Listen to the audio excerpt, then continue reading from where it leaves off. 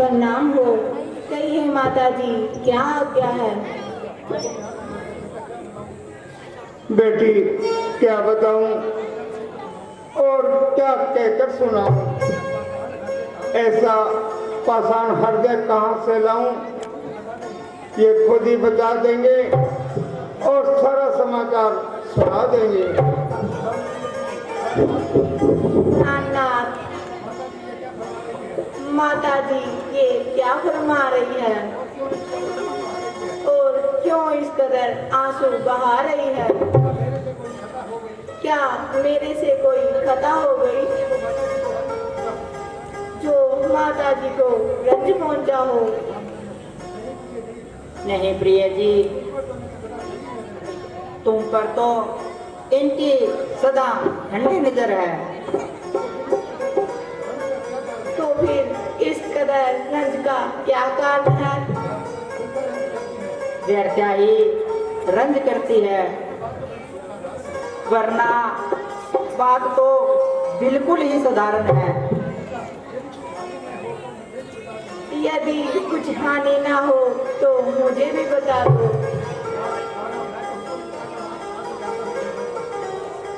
मैं तो हुक्म पिता का मान आज ही जाता हूँ जंगल को। मैं तो हुक्म पिता का मान आज ही जाता हूँ जंगल को। जाता हूँ जंगल को, आज ही जाता हूँ जंगल को। मैं तो हुक्म पिता का मान आज ही जाता हूँ जंगल को।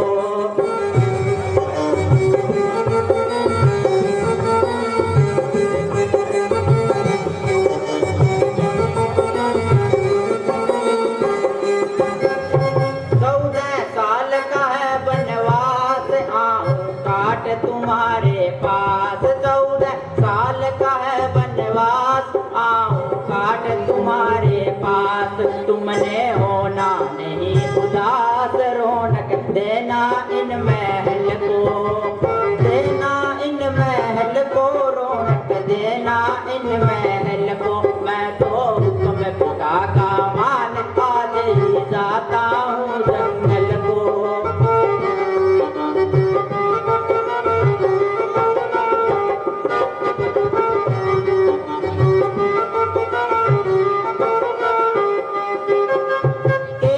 समझो मात समान, उनका मत करना अपमान। के कई समझो मात समान, उनका मत करना अपमान। यही है धर्मात्मा की पहचान, कायम रखना जरा अकल को।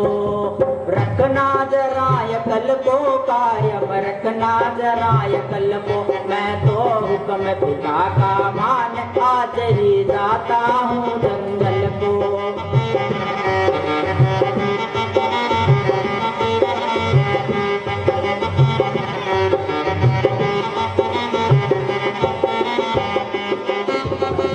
रखना अपने मन में धीर, होना मत दिल से दलगीर। रखना अपने मन में धीर, होना मत दिल से दलगीर। ऐसी कायम करो नज़ीर, ताना देना दुनिया कल को।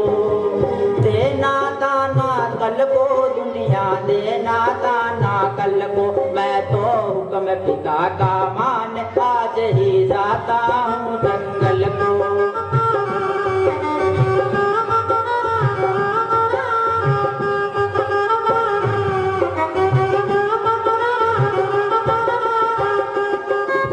देना नहीं भरत को दोष, वो तो है बिल्कुल निर्दोष। देना नहीं भरत को दोष, वो तो है बिल्कुल निर्दोष। रहना तुम बिल्कुल खामोश, दिलासा देना उस व्याकुल को। देना उस व्याकुल को, दिलासा देना उस व्याकुल को। मैं तो हुक्म पिता का मान आज ही जाता हूँ जंगल को। मैं तो हुक्म पिता का मान आज ही जाता हूँ जंगल को।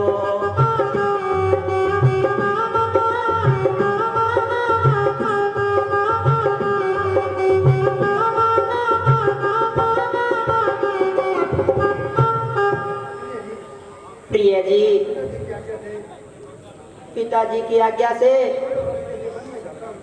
14 वर्षों के लिए वन में जाता हूँ और सबने तो आज्ञा दे दी है, अब तुमसे आज्ञा चाहता हूँ। इसमें न पिताजी का दोष है न माता कैकेयी का कसूर, बल्कि ईश्वर को इसी तरह मंजूर है। मुझे विश्वास है कि तुम मेरी गैर हाजिरी में न केवल खुद को धैर्य से काम लोगी, बल्कि मेरे माता पिता को मुझसे अधिक आराम दोगी। भरत, लक्ष्मण और शत्रुघ्न को हरगिज उदास न होने देना। 14 वर्ष समाप्त होते ही तत्काल आऊंगा और एक पल की भी देर नहीं लगाऊंगा।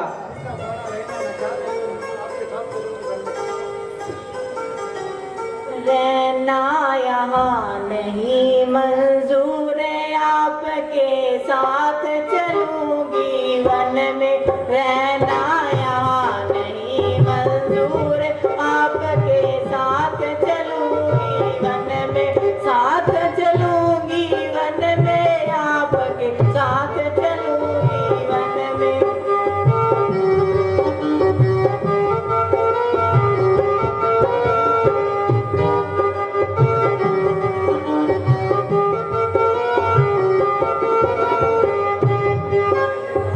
सुख में रही आपके साथ, दुख में गाय अकेले जात। सुख में रही आपके साथ, दुख में गाय अकेले जात। तुम बिन जियोगी कैसे नाथ, त्याग दूं प्राण यही एक क्षण में। रहना यहाँ नहीं मंजूर, आपके साथ चलूंगी वन में।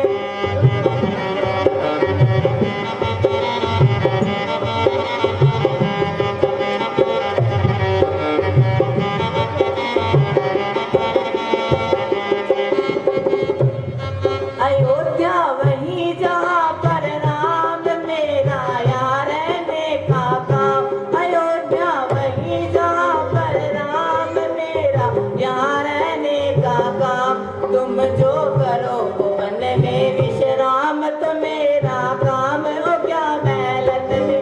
रहना यहाँ नहीं मंजूर, आपके साथ चलूंगी वन में।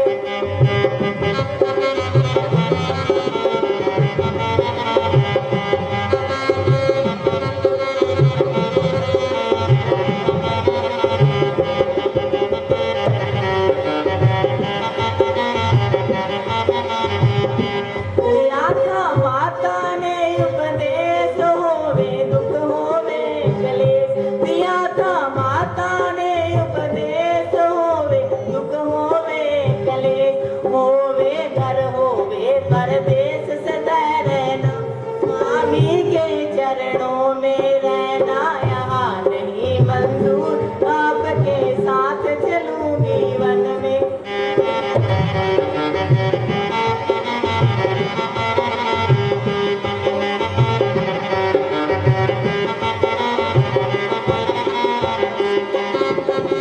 चलोगे जिस मार्ग पर आप, करती चलूंगी रास्ता साफ। चलोगे जिस मार्ग पर आप, करती चलूंगी रास्ता साफ। आपके चरणों के परताप में रहूं मगन अपने मन में। रहना यहाँ नहीं मंजूर, आपके साथ चलूंगी वन में।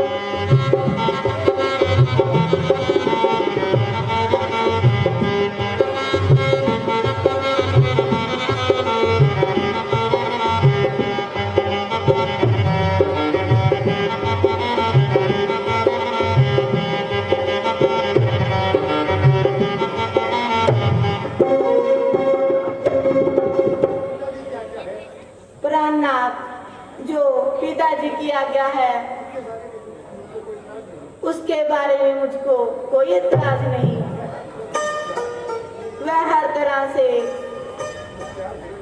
मुख्तियार हैं।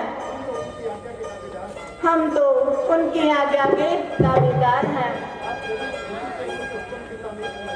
आप बड़ी खुशी से उनकी आज्ञा का पालन कीजिए, मगर अपनी दासी को अपने साथ चलने की आज्ञा दीजिए। अगर आपको वनवास है तो मुझे भी वनवास है। मेरे लिए वही अयोध्या है जहाँ आपका निवास है। प्रिय जी, तुम जंगल के कष्ट नहीं सहन कर सकोगी। वहाँ बहुत कष्ट होंगे। स्वामी, आपके चरणों में रहकर मेरे सब दुख नष्ट होंगे। वहाँ जंगली जानवर तुम्हें सताएंगे। हम उनसे अपना दिल बहलाएंगे। तुम मुसीबत के समय मेरी सहायता करो, यही आर्य स्त्रियों का धर्म है। मेरा साथ जाने का भी तो यही परिणाम है। पिताजी की आज्ञा का पालन करना हम दोनों के लिए जरूरी है। स्वामी जी, मुझे आपकी आज्ञा हर समय स्वीकार है, मगर सीता प्रतिव्रता धर्म से लाचार है। मरते मर जाऊंगी, मगर पिता जनक माता के नाम को बट्टा नहीं लगाऊंगी। यदि आप अकेले वन को जाएंगे तो सीता को कदापि जीवित नहीं पाएंगे। तुम वन को किस लिए जाती हो? आप वन में किस लिए जाते हैं? मुझे मेरे पिताजी की आज्ञा है। मुझे मेरी माता जी की आज्ञा है। तुम्हारी माताजी की क्या आज्ञा है? आपके पिताजी की क्या आज्ञा है? मेरे पिताजी की आज्ञा है कि तुम वन को जाओ। मेरी माता जी की ये आज्ञा है, जहाँ तुम्हारे पति जाए वहीं तुम जाओ। अच्छा प्रिय, चलो। अब मुझको विश्वास हो गया कि तुम अपने हट से नहीं चलोगी और अवश्य ही मेरे साथ चलोगी। अच्छा, माताओं को नमस्कार कीजिए और इनसे आज्ञा लीजिए। माता जी, मैं आपके पांव पड़ती हूँ और आज्ञा के लिए प्रार्थना करती हूँ। बेटी क्या कहूँ, रोते रोते आंखों में पानी खत्म हो गया। आए भरते भरते कलेजा भस्म हो गया। अच्छा बेटी, किसी पर क्या मिला, अपना ही कर्मों का फल मिला। इस बुढ़ापे को यूं ही बर्बाद होना था और तमाम उम्र यूं ही बर्बाद होना था। क्या कहूँ बेटी तुझे, मुझे घर से खोद रे, एक और रोटी थी पहले, लेकिन अब तो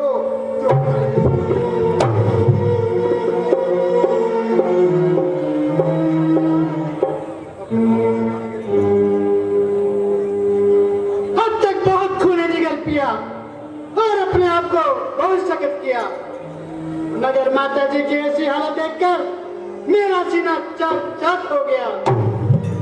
मेरी उस स्थिति में माता जी को इस कदर आ जाए तो मेरे जीने पे लाख लानत और फटकार।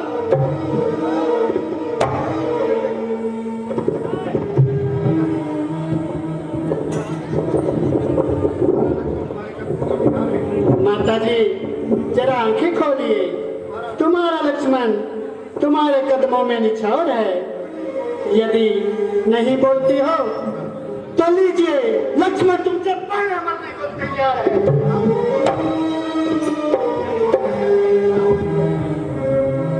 है भाई, जरा होश करो। लक्ष्मण, इस कायरता का क्या अर्थ है?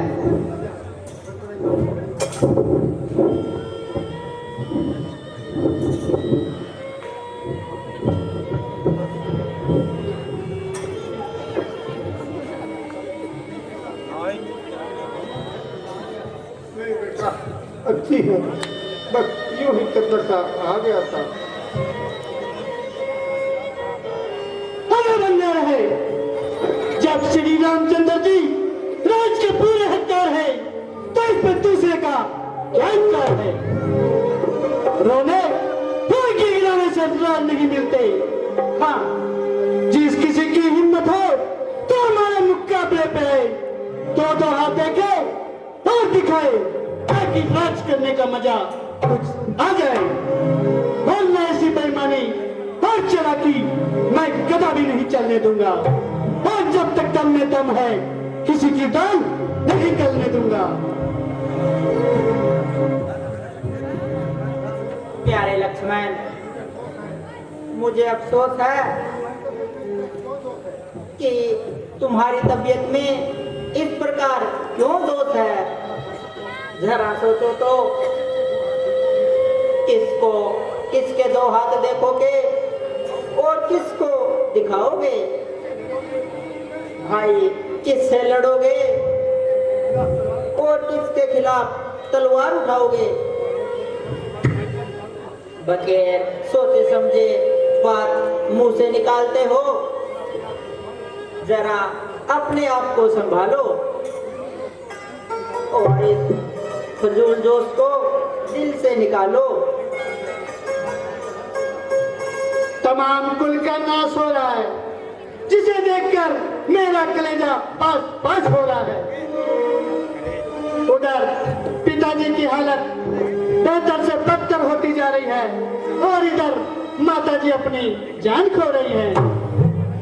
आपको न जाने कौन सा चाव चला हुआ है, उल्टा मुझे कहते हो कि तुम्हारा गुस्सा से फायदा बढ़ा हुआ है। अच्छा, अगर ऐसा ही है तो यूं ही सही। इस तरह सारे कुल का मलियामेट कर फिर अवश्य राज कर लेगा और सूर्यवंशी मुकुट अपने सर धर लेगा। यदि धर्म और अन्याय इसी का नाम है तो मैं भी एक एक को राज करने का मजा न चखा दूं तो सुमित्रा का दूध मेरे लिए एक बार नहीं 100 बार आराम है। प्यारे भाई, जरा गुस्से को दिल से निकालो। इसमें बेचारे भरत का क्या कसूर है? वह तो यहाँ से कोसों दूर है। माता कैकेयी का तो एक बहाना है, ये तो हमारी आजमाइश का जमाना है। क्रोध की वजह से तुम्हें कोई ख्याल नहीं और रघुकुल की आन का बिल्कुल ही ध्यान नहीं। बहुत अच्छा, यदि रघुकुल की यही रस्म है तो मेरा अयोध्या मेरे नबी कसम है। लक्ष्मण जीते जी आपके साथ हरगिज़ नहीं छोड़ेगा। भाई, यदि तुम भी साथ चलोगे तो भरत का क्या हाल होगा? लक्ष्मण से एक कैसा सवाल। इस अवस्था में उस बेचारे का जिंदा रहना सख्त मुहाल है। तो लक्ष्मण इससे पहले जान देने को तैयार है। तुम्हारी इस जिद से सारा कुल बेचिराग हो जाएगा। कसम खाई है मैंने बस तुम्हारे साथ जाने की, हटा सकती नहीं मुझको कोई ताकत जमाने की। आपकी आज्ञा शिरोधार्य है, मगर अयोध्या में रहने से लक्ष्मण बिल्कुल मजबूर है। यदि आप मुझे यहीं छोड़कर चले जाएंगे तो शरीर जरूर यहाँ रह जाएगा, मगर प्राण आपके साथ जाएंगे।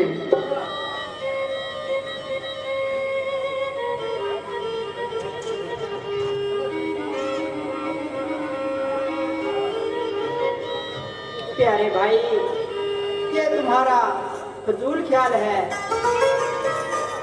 जरा होश करो और गुस्से को थाम लो।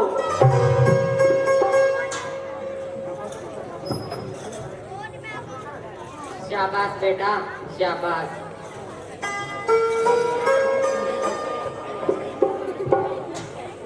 उचित तो यही था कि तुम यहीं पर ठहर जाते और राज कार्य में भरत का हाथ बटाते। यदि चलना ही है तो देर करना बेफायदा है। माताओं को प्रणाम करो और जंगल के रास्ते बढ़ो।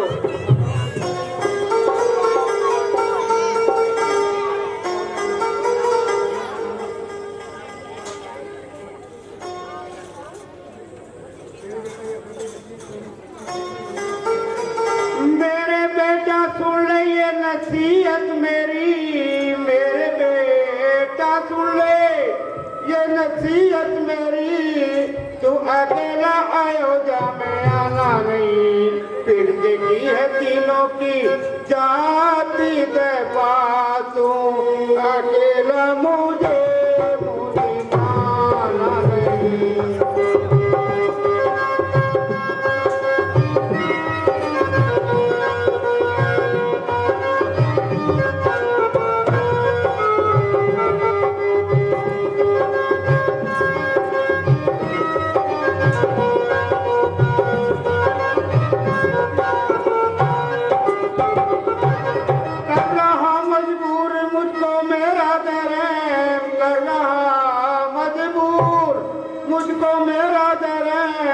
वरना करती मैं तुमको रवाना नहीं। कोई लक्ष्मण को लेके बदी हो गई तो समझ ले मेरा भी ठिकाना नहीं।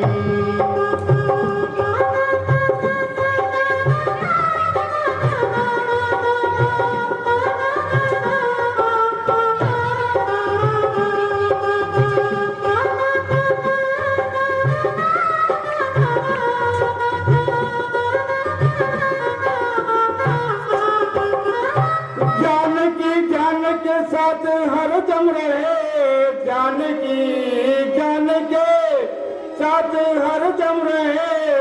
दुख उठाने का इसका जमाना नहीं। कोई अपराध हो जाए इसी से अगर चले, इसके तबीयत बनाना नहीं।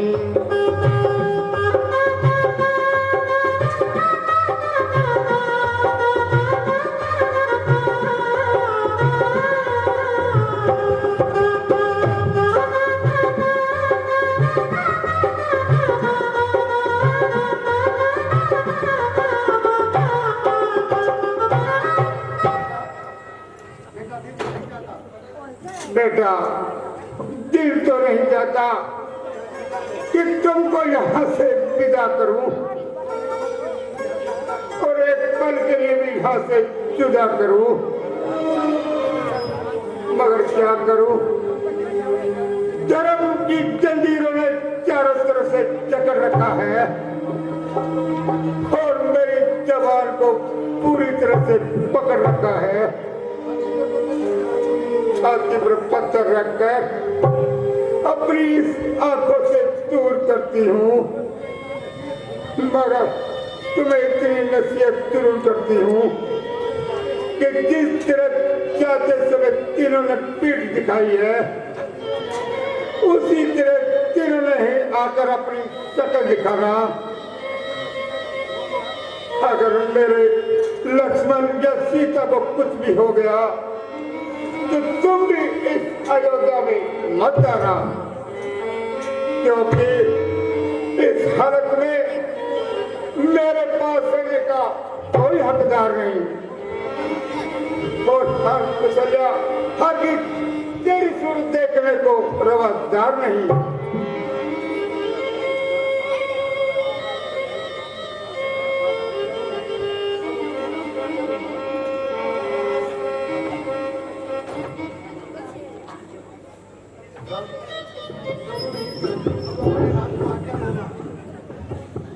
अब आपने राम को आज्ञा दो माँ, जाते जाते थोड़ा सा करना मत दे दो माँ, आशीष भरा हाथ मेरे सर पर धर दो माँ।